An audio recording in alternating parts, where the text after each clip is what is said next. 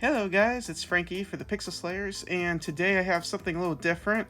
I actually got a Sega CD, and I paid $10 for it, and another $10 to have it shipped to me. I was on the right page at the right time, and yeah, buy it now for $10. I cannot complain. Not expecting much from it. I don't even expect it to work, but hey, maybe I'll get lucky. This thing needs cleaned pretty bad. One thing that surprised me is this mechanism actually works. I've seen this thing not work on really clean Sega CDs, let alone, Sega CDs that look like this. The first thing I'm going to do is actually open it up before I start cleaning it. I'm going to use a air compressor, not just a can of compressed air, because this thing's really dusty. I'm trying to get a good view on the the ports in the back. You can tell how dirty this thing is. It looks like it's been sitting in the garage for quite a long time. There's something moving around. It sounds like dust, but there's some dust moving around in there. So first thing I'm gonna do is open it up.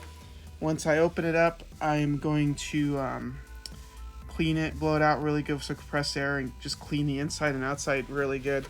And then once everything's clean, I'll put it together and we'll do a smoke test. Hopefully it works, but if not, I'll make another video on fixing it.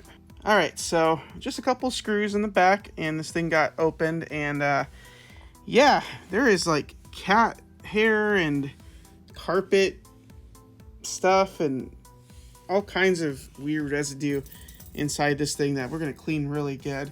I'm not going to get it on film blowing it out, but we're going to clean this really good. One promising aspect of the inside of this is, besides the dust, I don't see any water damage or any signs of anything really horrible, just really harsh dirt, probably from years of just sitting, looks like in a farm or a garage or something. So we're just going to clean this out really good. Alrighty, so what I did is I disconnected the CD mechanism from the motherboard, and I took this little metal noise filter thing. This is to prevent noise.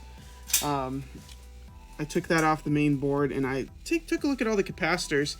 It looks like all the capacitors are pretty good. They're not leaking, so it's looking promising, at least from a main board perspective. The laser doesn't look too bad either, although it does need clean like the rest of the device. So yeah, this is very promising. So hopefully we get lucky and everything else works just fine. Okay, so I went and just pretty much took this whole thing apart. As you can see, I'm doing it on my carpet so I can vacuum everything up afterwards. I didn't want to do it on a table. It was really dirty. So yeah, so anywho, took it all apart, and then I blew it out with my air compressor, and then I actually got some disinfectant wipes and just completely cleaned everything thoroughly. I removed the motherboard and the laser mechanism and cleaned it really good, and even cleaned it with a Q-tip and cleaned some sensitive parts with alcohol. The laser was clean, but there was like some dust residue on there, so I cleaned it really good with alcohol. Got it looking in pretty tip-top shape, pretty satisfied with it. I'm going to go ahead and put it all back together now, and we'll be back. Alrighty, so I got everything back in here and screwed down. I went ahead and cleaned the laser itself.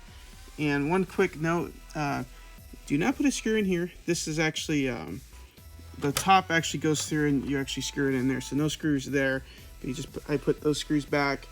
Did have to bend these forward to put those in there, and I bent them back.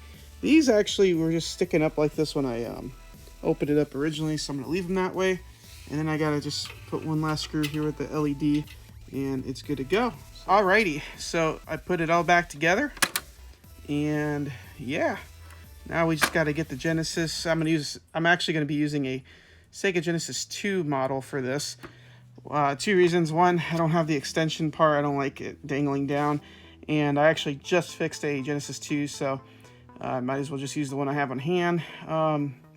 Yeah, so I'm going to go ahead and get that set up, and then we'll plug it in and see what's working and what's not.